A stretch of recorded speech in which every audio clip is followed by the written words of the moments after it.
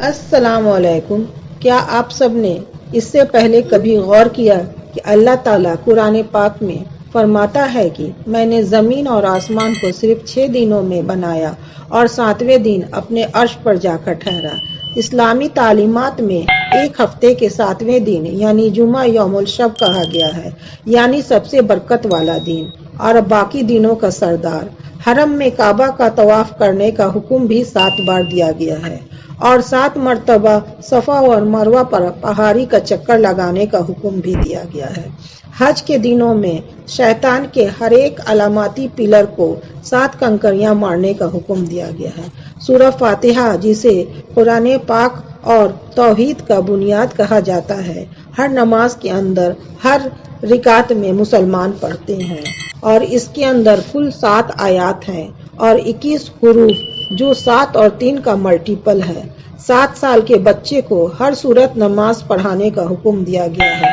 جنت اور جہنم کے دروازے 7 ہیں، ان کے 7 درجے ہیں۔ سورہ الطلاق کے آیت نمبر 12 کے اندر ارشاد ہوتا ہے کہ اللہ نے 7 آسمان اور انہی کے برابر 7 زمینیں بنائیں جس کے اندر اس کا حکم اترتا ہے۔ اس کے علاوہ اللہ نے 7 زمین، 7 مضبوط آسمان اور آسمان کی تہیں بھی بنا دی۔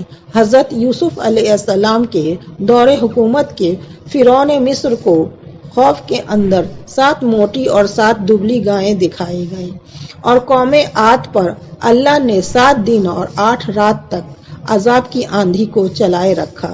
زمین پر قوس قزح یعنی رینبو کے اندر 7 بیسک کلر ہیں جن سے باقی رنگ بنتے ہیں۔ اس کے علاوہ میوزک میں بھی بیسک 7 سر ہوتے ہیں۔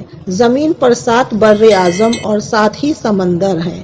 آخر نمبر 7 میں ایسی کیا خاص بات ہے جو کہ قرآن پاک کے ہر اہم واقعے کے اندر اور دنیا اور کائنات کے بناوٹ کے اندر ہمیں ہر جگہ دیکھنے کو اور سننے کو ملتا ہے؟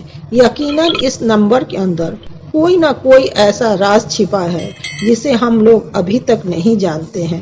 قرآن پاک میں نمبر 1 کے بعد نمبر 7 سب سے زیادہ بار دہرایا گیا ہے۔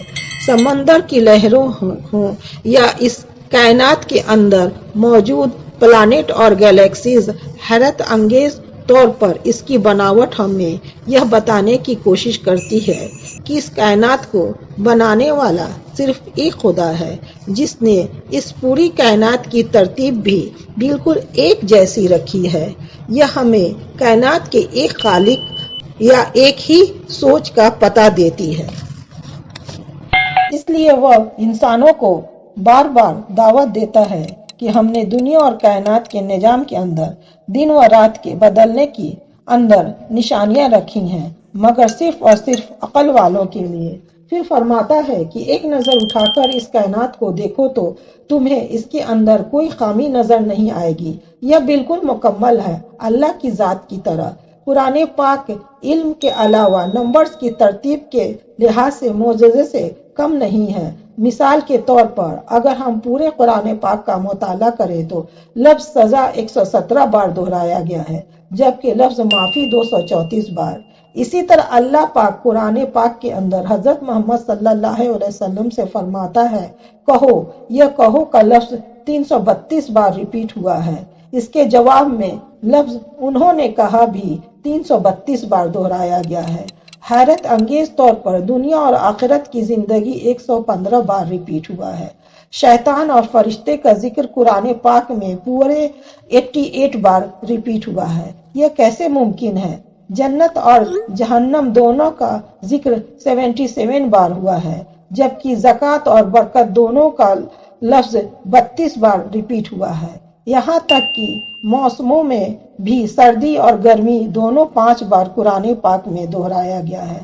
مرد عورت دونوں کو برابر 23 بار بیان کیا گیا ہے، اور اس کے پیچھے لاجک یہ ہے کہ انسان کی تخلیق کے وقت بائیولوجیکلی ایک بچہ اپنے 23 کروموزوم لیتا ہے اپنی ماں سے اور 23 اپنے باپ سے، جو ٹوٹل انسان کے اندر 46 ہوتے ہیں۔ انسان کے ڈی این اے کے اندر موجود یہ کروموزوم انسان کی ہر ایک عادت اور جسم کے ڈیولپمنٹ کا کام کرتا ہے۔ اس کے علاوہ زندگی اور موت دونوں کا ذکر 140 ٹائمز کیا گیا ہے۔ یہ کیا محض اتفاق ہے؟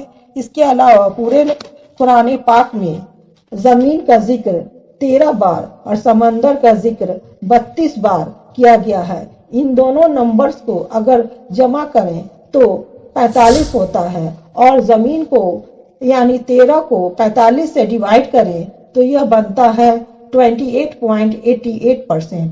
اسی طرح سمندر کے ذکر کو یعنی 32 اور کا 45 سے ڈیوائیڈ کریں تو 71% ہوتا ہے، اور ہم سبھی لوگ جانتے ہیں کہ ہماری ساری زمین پر خشکی 28.88% پر موجود ہے اور سمندر 71% پر۔ کیا یہ محض اتفاق ہے؟ اللہ اکبر۔